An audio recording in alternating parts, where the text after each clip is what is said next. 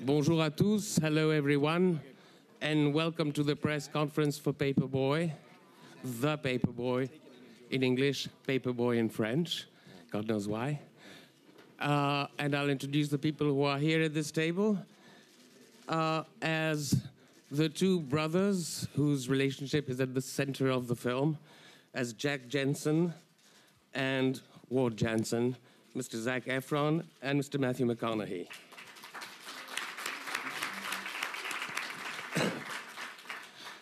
As the nefarious and very bad guy, Mr. Hilary Van Wetter, Mr. John Cusack.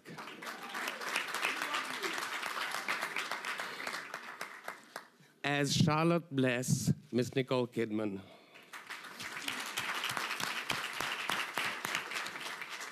As Anita, no last name, that was a sign of the time, Miss Macy Gray.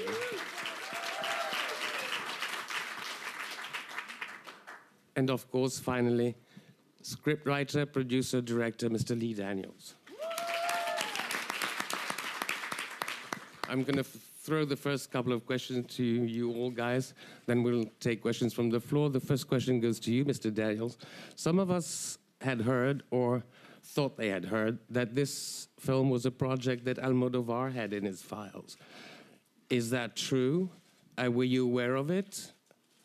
Yes, I was. I read the book by Pete Dexter when I read Sapphire's Push, and they both stayed by my nightstand many years ago, and then Pedro Almodovar wrote a draft that was very interesting, and but I think he opted out of it for whatever reason, as many movies happen in Hollywood. They just change directors and they change cast.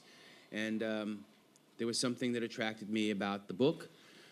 The characters were very rich, very unique. And I decided that after Precious, this should be my follow-up. Second question I'd like to throw to John Cusack. In most of the films that we've seen you in, including some that you either co-wrote or inspired or co-produced, there's always an element of sweetness in the character that you portray. Sweetness is conspicuously absent of your character in this film. Any qualms about it? Any qualms about accepting it? No, quite the contrary. I was thrilled. I felt like I'd been let out of some cage somehow. When I met with Lee, he had we sat and talked. I think we were at the Chateau Marmont, and he just talked to me about a film I made with Stephen Frears a long time ago called The Grifters, and he talked about a certain quality and a kind of sexuality between my character Roy Dillon and Angelica Houston's character, and he just sort of was looking into me like saying, I know you got more to give than you've been given lately, and that's sort of music to an actor's ears. So I was a big fan of Lee's, and I think as soon as we met, we sort of developed our language where I knew instantly I wanted to do the role. So no, I didn't have any qualms about anything. Thank you. I was thrilled. Now this question, which goes to Mr. Efron, I'm not sure that I know how to phrase it, so I'll be my usual insensitive klutz about it. From millions of photographs of you, we know you're a handsome guy, but one has the feeling that you have been in this film determinedly eroticized. Am I off the mark? And if I'm not, was it something comfortable to deal with on a day-to-day basis during the shoot? I should have kept my mouth shut. Okay. I think I kind of get the question. I don't think I was supposed to feel comfortable. I think it's like life, This character is learning the ways of the world, and that can be very uncomfortable, But I think it's also exciting. It's new. He doesn't really know what to expect. I think it was a very fun character for me to play, and I was surrounded by the best people in the world. So it was Eroticized. yeah, Eroticized. that's a great word. He's good looking. I mean, you know, Well, yeah. the camera can't help but love him. And this one too. I mean, you know, and I'm gay. So what do you want? Question over here. Oh, I'm bad timing. Good morning, Bruce Kirkland, Toronto Sun, Sun Media Canada. I'm curious, I'll start with Lee, but any of the actors that want to participate in the answer to this question, I'd be delighted. I'm curious how much this film and the story is about sex and death and, you know, longing and guilt and betrayal and all sorts of crazy stuff, and how much it is about the murky reality of the civil rights movement and racial equality in America during the era that this film is set. I think Matthew should start. You do? Yeah. Okay. Murky. That's a good word. You know, I mean, this is, it's part of the murky, mysterious. Everyone in this film and everything in this film, as it's introduced, you later find out it is not as it seemed, and the people are not who they sort of introduced themselves as, or there's a whole lot more underneath them. I know that was one of the draws for me. And the story plus a draw for me was to dive into that mystery, to come out the other side. And the hard part's getting through it. And everyone has their difficulties with their own characters in the film. And that transition. Nobody, as I said, is as they seem, or is just as they present themselves. And in that is I mean, part of the, it does have a sort of a salation and and not to be eroticized, but it does have, there's something very erotic about the swamp, so to speak. There's something very magnetizing about that world and these people, where you just get an abbreviation of who they may be. You just get a pass, a whisper, an approach, an exit, but you know there's more going on. And I think that's where Leonardo, the director, where he really loves to spend his time, is in those gaps in between, and then give you a little bit more and a little bit more. And you know, when you leave many scenes, you say, I didn't get the full I didn't get the full meaning of that. I didn't get everything, and it was on purpose. So I'll keep watching, and things turn out to be not as you'd think they would be. Also, I thought of it as a story also of I was just trying to think about this, getting back to the, what did you call it, autoerotic nature, or what, eroticized nature of what Zach was going through. This is going to haunt me to the day. Yes. Okay. But I was thinking that it's also a story of, you know, Zach's character's initiation. And in an initiation process, a character has to go into the underworld, and he has to come up against, and people go into the underworld, you know, in a dream state or an initiatory state, and they come up against themselves. So by definition, they have to be in a place they've never been before, whether it's emotionally, physically, spiritually, sexually. And so I think Lee's films, and this film and Dexter's book, had that sort of language of the unconscious too. So to answer your question, I think that it's about all those things, but it's also about none of those things. I think it was really about that feeling of being initiated into another world and going through some process, some deep process that defies easy explanations, and that's what you know, the myth makers all write about. So. Yes. Trying to remember the question because I'm listening. Okay.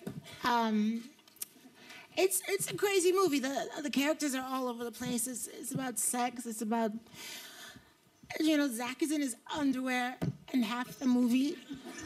So I was distracted, but it's definitely, there's a lot of hints about racism and discrimination.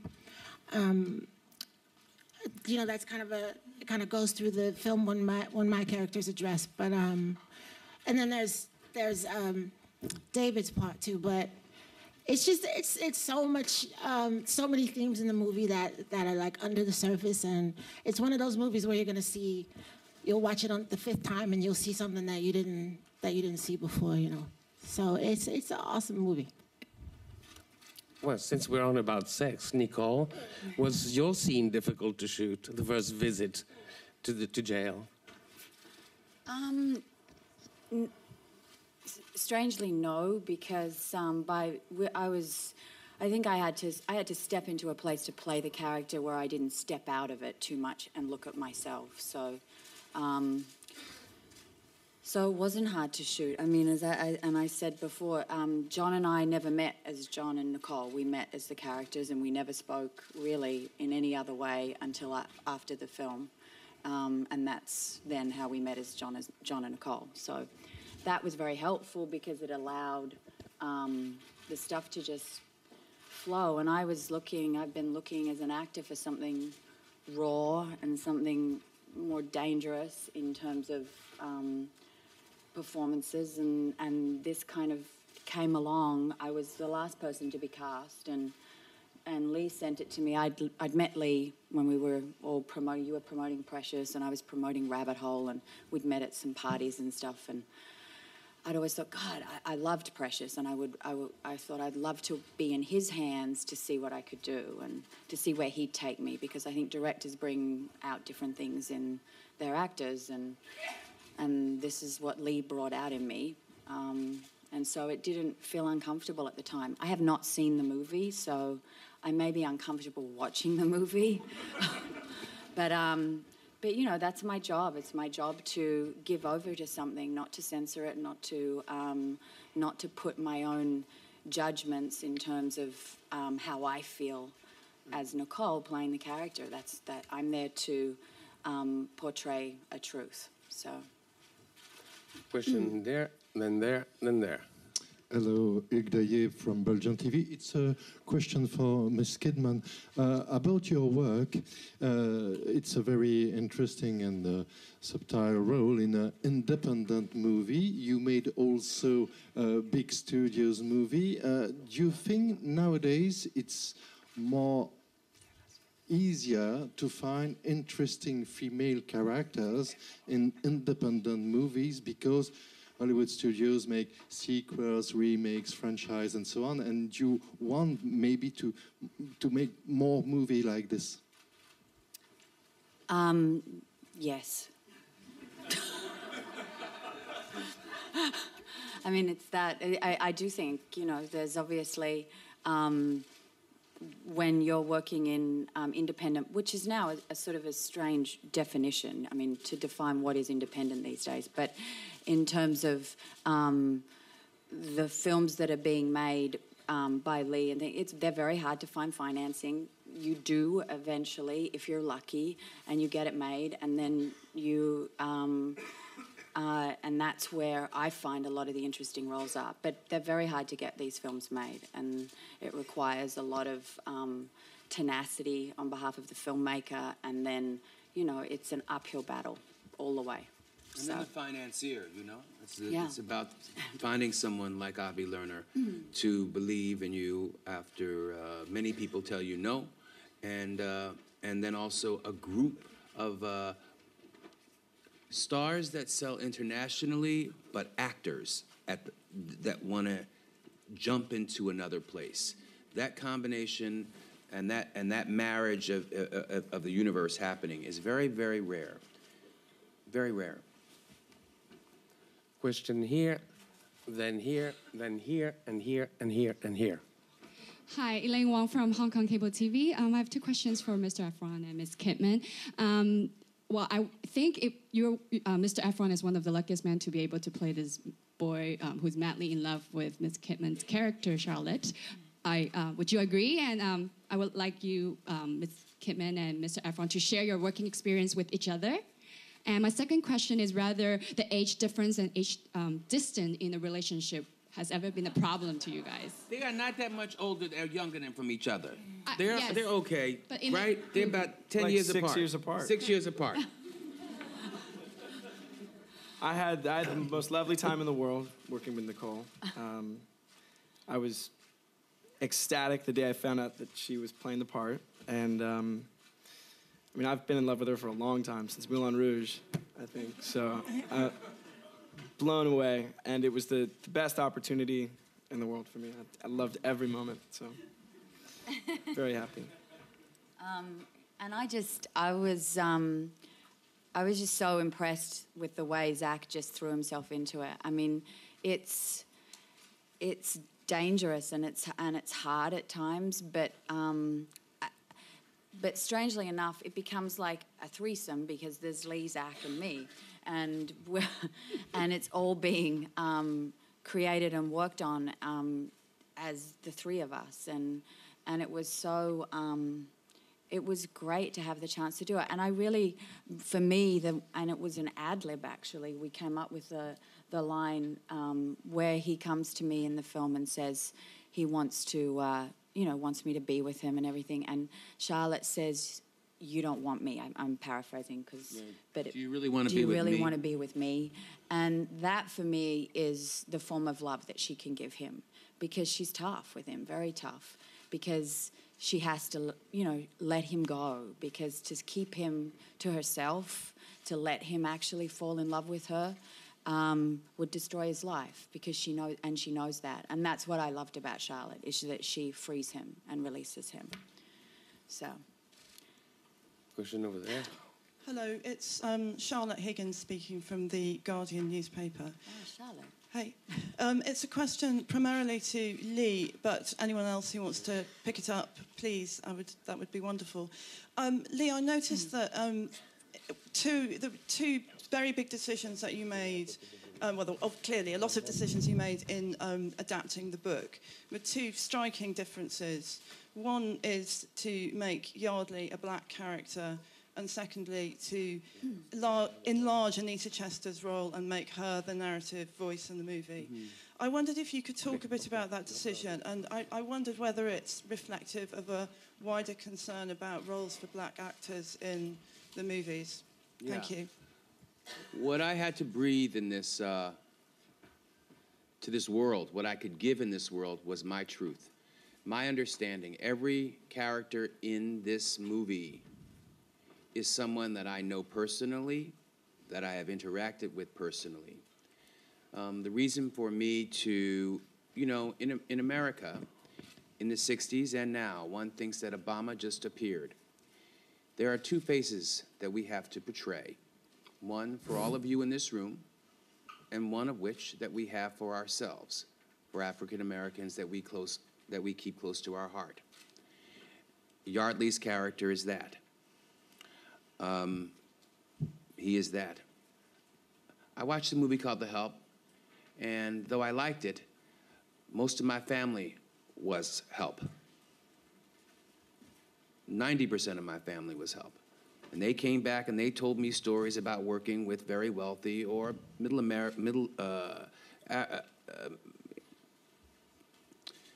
white people. They work with white people. And these are the stories that they told me. They were the Help. They loved the people that they worked for. And there was a truth in Anita that I wanted to bring out. And so that's the reason why I expanded both of the roles. And also because there aren't enough roles for African Americans in the world today. And I'm very proud to have worked not only with Macy and David, but with everybody on this table. They gave me their souls. They gave me their souls with a yes, sir. And I'm honored, and I don't know that I can experience that again. I thought I reached the pinnacle with working with actors with Precious, but these magnificent actors gave it all to me, so I'm honored. Want to add anything? Yeah, I totally agree with Lee, and there's definitely, a lot less roles for African Americans. But I think when someone like Lee comes along, I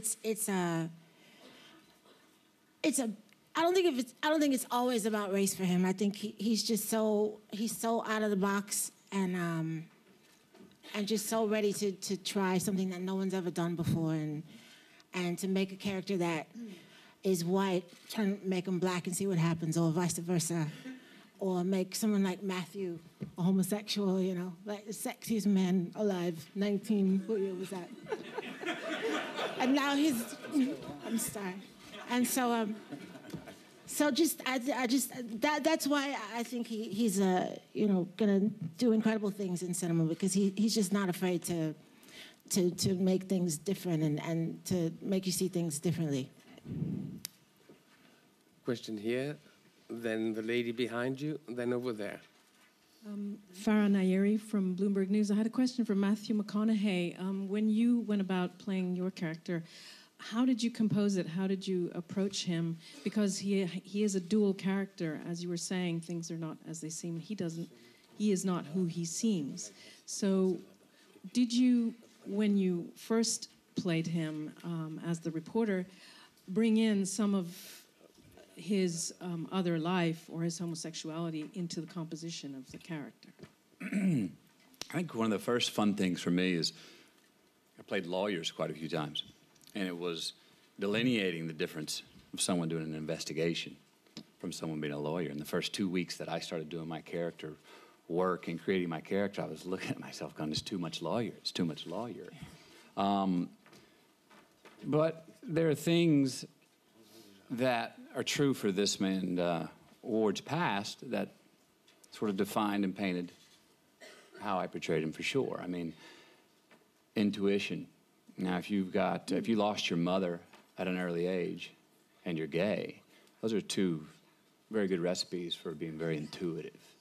As far as the homosexuality, he was never just gay to me. I thought he would fuck anything. Really.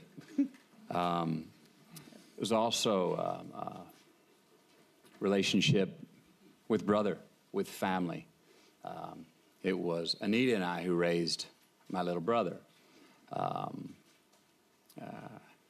You know, so there's a neutrality, actually, to Ward that makes him a very good investigator, that makes anyone a very good investigator to get to the truth. Again, I was never carrying a moral on my shoulder, nor was the character of Ward. I said it earlier, but it was always about hanging my hat on the architecture of reality and humanity.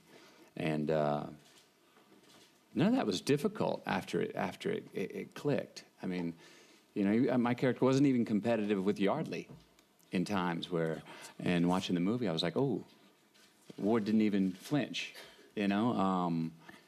So there's Ward is a real badass, you know, a real badass in many ways. And, you know, as far as his appetite, I think he was very much a periodic when it came to his sex life and when it came to his drinking or any of his indulgences. And he was a perfectionist when it came to the job, a real perfectionist to finally get to the bottom, get to the truth, no matter what. And he also is one of those guys who, you know, to feel, he's got to bleed. Question behind. Giovanna Grassi, Corriere della Sera, TV director.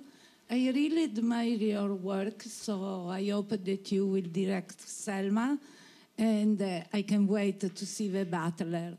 So I just wanted to know, in which way did you mix the pulp story, the polar, with the atmosphere of Tennessee Williams and all the South literature? What was more difficult than everything in this combination? When I do a film, I combine all of what I was supposed to do, as I was supposed to do Selma, which is part of the reason why I brought the race relations into this piece right here, because it was festering in me. I couldn't explain it, Matthew. I was like, you know, when we were on the journey, I kept drawing back to race because I couldn't shake Selma, the Martin Luther King story that I was going to do. And so I don't live just with the story, I live with the past. You know, I live with the past, my past experience. I can't shake off other films. So yes, I'm now doing Butler, and I'm trying to, Matthew is playing John F. Kennedy. So we're trying to keep it PG-13. which is a very difficult thing for me to do. Good. Question over there. Go ahead. Ben Hoyle from the Times in London. A question And for... John Cusack is playing, I'm sorry, John Cusack starring as Richard Nixon. Which I haven't quite processed yet. Sir. It was a question for Lee and for Macy. Lee, in your last film, you got a great performance out of Monique, and you've done it again with Macy in this film. I wonder if you could tell us a bit about casting people who are also known as singers in films and what they bring to a role that's different. I mean, Macy is, not to take anything away from Macy, because I think she's brilliant in the film. It's what I do with, look, hey, I try to keep it real with all the actors. I try to show my flaws to them.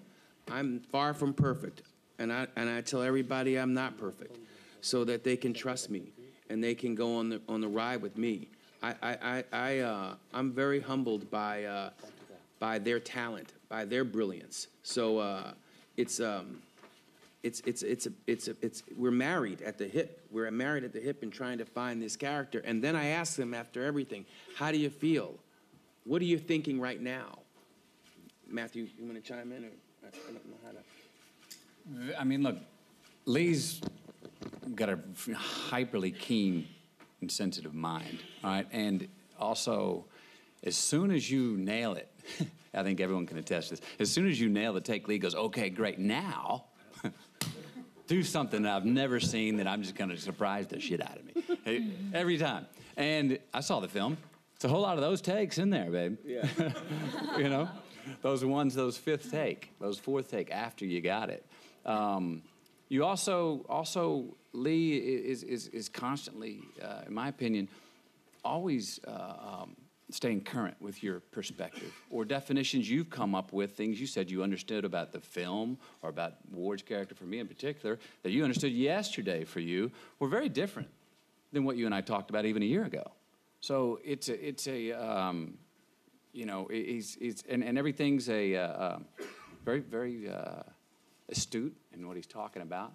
But the next take could be very astute on 180 degrees the other way. So I think that at least speaks to a little bit of the surprise and the being in the moment enthusiasm that he has. It's not just about black for me. It's about, yes, I am black. I'm a black man. But it's about the art for me. It's about actors for me. John and Nicole. I mean, they ain't black, and you gave me your soul. Thank you.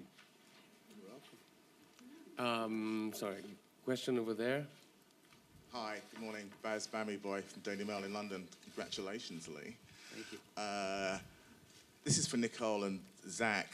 Nicole, where did you find Charlotte? Was it in the thick black eyelashes? What did you start with to create and build her? Where did you find her? And ZAC, I remember interviewing you a couple of years ago, and you told me how you wanted to do dangerous roles and not the safe kind of Hollywood crap and nonsense.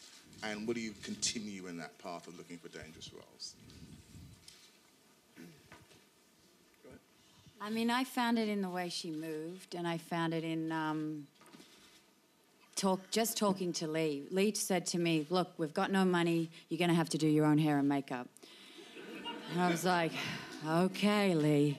So I actually went into my bathroom, and this is so true, and I got out the fake tan, and I put on lashes that were old and sort of, and then I sort of got out a hairpiece thing, and it was platinum, and I threw it all on, and I took a photo, and I texted it to Lee, kind of all different provocative positions, and that was how it started to come together, because what he sent back, which I cannot say because it's so... No, don't say it. No.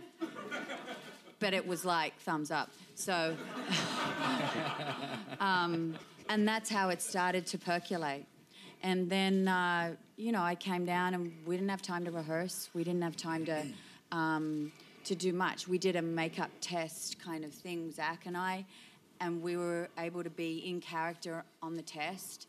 And I found the shoes there, like the makeup, the wardrobe person bought these white shoes in, and I said, make them, scuff them, make them bad. And from that, it all started to come together. And then I just kind of never stepped out of Charlotte. And I also interviewed a number of women, which Lee forced me to do. I was like, I don't really want to do that. It's going to be uncomfortable for me. But I sat down in a room with 5 different women who were all in love with men in prison. And they told me stories that, I mean, wow. And then I got scared. And I said to Lee, I'm not going to be able to be real in this because I don't know how I'm going to access it. And then it kind of all just happened. And then I never had a hesitation about anything. And I just went for it. So that's how it came together.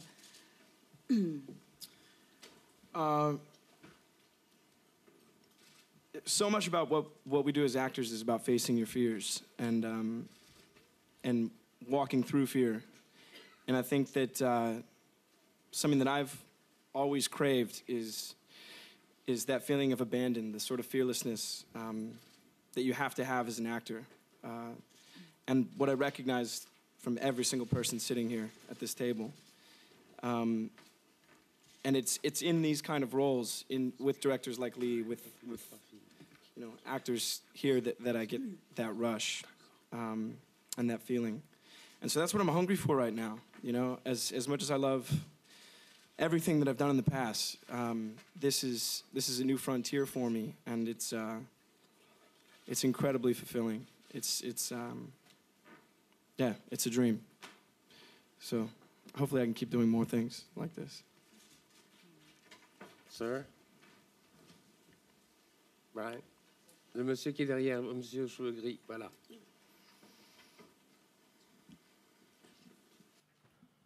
Hi, Brian Johnson from Maclean's magazine in Canada. This is all very serious, but there were some funny moments earlier on in this film before things became very dark. I'd like to ask the director, and also Nicole, because you were, before your character became more serious, there were some very funny moments. How you rode that line of comedy, how far you decided to push it, and just, you know, how you played the comedy in the film. I'm correct to believe saying the comedy was intentional. Well, Lee's funny, and so I think he's got a great sense of humor. And for me, I just go with the flow, you know. And the way he shoots this is no take is the same, and you try things and you play, and it's like a labyrinth, really. You sort of are exploring different paths all the time, and out of that either comes things that are dark or things that are light, things that are funny, and that's probably how it gets discovered. Yeah. And he laughs. You hear him laugh. I can't off take camera. I can't take it. You know, one of the funniest things in the middle of the take. One of the funniest things is out of the movie with Matthew's character, and he's under a big moose, and it just I couldn't keep it in the scene because it didn't move, but it's a very funny scene, and I realized, you know, oh my God, what movie am I making? This can't be a comedy. This is not a comedy. And Nicole says, that's not very nice, and she sort of holds her nose when I find there's humor in everything. There's humor. We find the humor in the darkest of moments, and I think that to tell a story, you've got to find the humor. Otherwise, it's not true. Laughter is what keeps us alive. Question over here. Go ahead. I'm Sabine from German television. There's a question for Nicole Kidman. Nicole, you are covering a wide range of characters this year in Cannes, being present with 2 films. How can you tell us something about the challenge playing, on one hand, the hot, oversexed Barbie and Paperboy, and the next day, the sophisticated, fascinating Martha Gellhorn? That's who she was. I mean, that's something that I look for. I look for contrast. I look for things. I look for the diversity. I mean, the reason I became an actor is because I live a particular way. I was born into a particular place in the world, and I want to go different places. And as an actor, ever since I was a child, I could do it in my imagination. And then I realized, wow, there's actually a job, a thing you can do that allows you to go and be all these different people and explore all these different parts of life and worlds. And that's what I love about it. So I don't want to ever be pigeonholed. I don't want to be told, no, you can't be in this kind of genre, or this, you can't play this kind of role because you just can't do it. And I'm willing to fail because of that. I just want to be able to try. I want to be given the chance to try, because it's exciting to put your toe into different places of the world. And that's what still keeps me working at this age. And when I don't have that curiosity or that desire to do it, then I just won't. It's that simple. Question over there. Hi, my name is Yolanda Brinkley. I've been stalking Mr. Daniels since 2009, since Precious. But I would like to know, everything you touch seems to turn to gold, if you will. And earlier you alluded to the fact that you have to get a cast that has an international appeal. You have to find financiers that will back your project. And how do you do it? I mean, you are a black man. We try to keep race out of it, but you are a black man. How do you constantly go to these people and get the backing? So from Tyler Perry to Oprah to the new financier for this project, I mean, do you have a strategy, or is it just the universal story that you're trying to tell that attracts the people? And I say this to all filmmakers, not just black.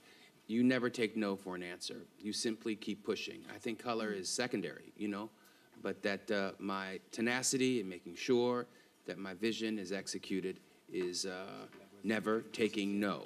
Never taking no. Hi, The this is lady, Mirieta then the Baradiu gentleman, from then Television of you guys Kosovo. over there. Sorry, come again. Yeah, this is Mirieta from Television of Kosovo. The question is for Nicole Kidman and the other actors. I'm curious to know about the process of preparation of the role. So usually, do you do rehearsals, and do you ask to see the dailies during the shooting of the movie? I never see dailies. There's a monitor on the set. I never watch it. I rarely see my films.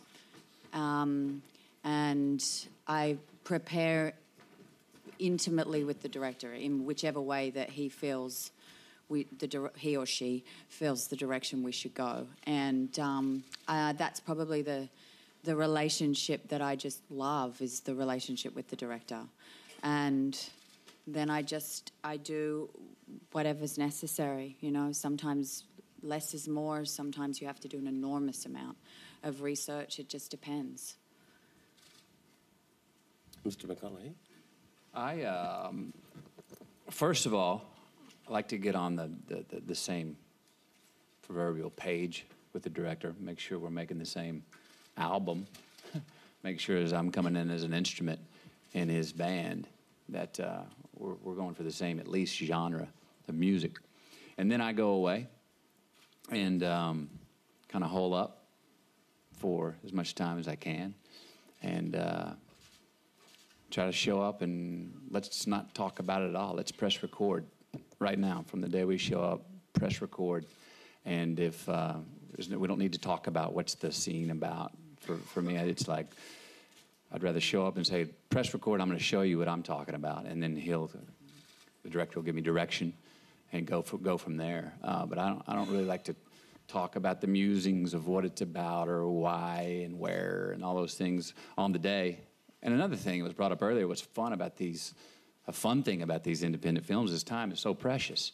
Yeah. So you don't go back to the trailer and hang out for a couple of hours. You are shooting and you're breaking a sweat and, okay, we got that. Again, next. That's a very vital experience. We ain't got a trailer. What trailer? I had my trailer. I was living in it. Ms. Gray, Avi.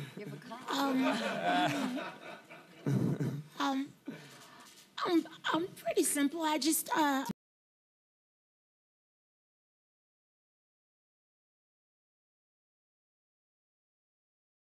that way for as long as I can. And I was actually in character on set, except for when I saw Nicole, I got really starstruck, and I couldn't. I just had to say hello. But pretty, I don't know if there's, once you decide to become someone else, then you are just that. You're not thinking about really how you did it or what's gonna come of it. You just live, like even when you go to the bathroom, like you pee like your character, So, not really, but it's not. I don't know. Me personally, I don't really think about how it's all happening. You just go, John, Zach. I showed up every day, and I just wanted to be a blank page for Lee, and I was very lucky. I felt like I had relationships that sort of mirrored Jack's personally with every one of these characters. Matthew felt like my older brother throughout the filming. I absolutely adored Nicole. Was scared to death of John. And I was sort of just there. I was able to be and exist and have fun, and it was a dream. So, yeah, that was what it was for me.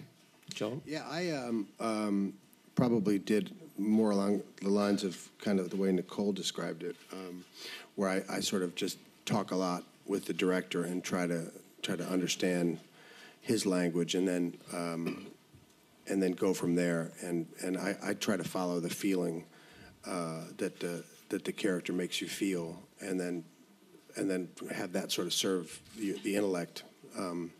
So I don't really go from my brain first, 'cause my brain usually gets me in trouble. And Lee is a kind of a fascinating man in so many ways, because he's such a paradox, But I think when you're working with him, he's not linear in any way. So he'll passionately say one thing, and then you'll start talking, and then he can passionately contradict himself, and then he can passionately come at it from the other side of the building, from a window, crawl in through the basement, and then come up the elevator and say, "No, this is where I'm coming from." And so if you listen to him like literally or linearly, you're missing his point. What he's trying to do is sort of inspire you to get into this space where you don't really know if you're supposed to laugh, cry, be aroused, be disgusted. And then he starts laughing, and then you're in an interesting place, because he wants that space that most people are afraid to go to. That's where he wants to live, in his films, in the drama. And that's sort of where us actors want to go to too, because we want to go to these, we want to sort of transcend ourselves and have some sort of experience that's kind of artistic and deeply personal. And so this was sort of like the dream gig for that. Yeah, I have to say that when I say that I live in the truth, every character in here, I know John's character, because my brother I raised his children since they've been 2 days old. He's 40 some odd years old now, and he's in jail for murder, was in jail for murder. And so he has women that write him. So I know this cat. So whenever he gave me something that was not true, I said, you got to come at me differently.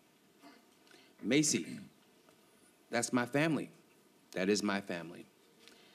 I can't tell you how many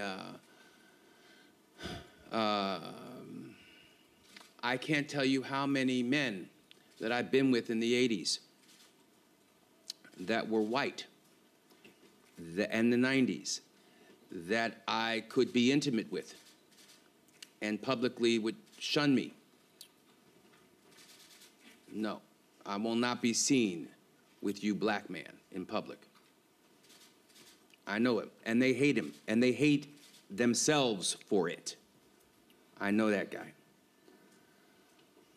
I went to also. I know this I know this woman too. I'm sorry, John. I know this woman too, intimately. The woman that plays her best friend is my sister in the movie. She wrote many men in prison. She was one of the people that Nicole studied. So all these people are people that live in my head and in my world and in my existence. Sorry, John. Oh, I was just going to say too that there's a there's a sense of menace or a real sense of danger, kind of sexually and physically in the movie quite a bit, and so I also have known a lot of racists and a lot of bad people, just being alive for 45 years and having a really interesting life where I've seen a lot of different things. But I did get a chance to go down to Angola, and I went on a little tour and met some of the people on death row, and I was just really trying to get that feeling of that and then bring it to the set somehow. And that was actually something I did to prepare for it that was pretty unique and powerful. I'm afraid our time is up. Thank you very much for being here.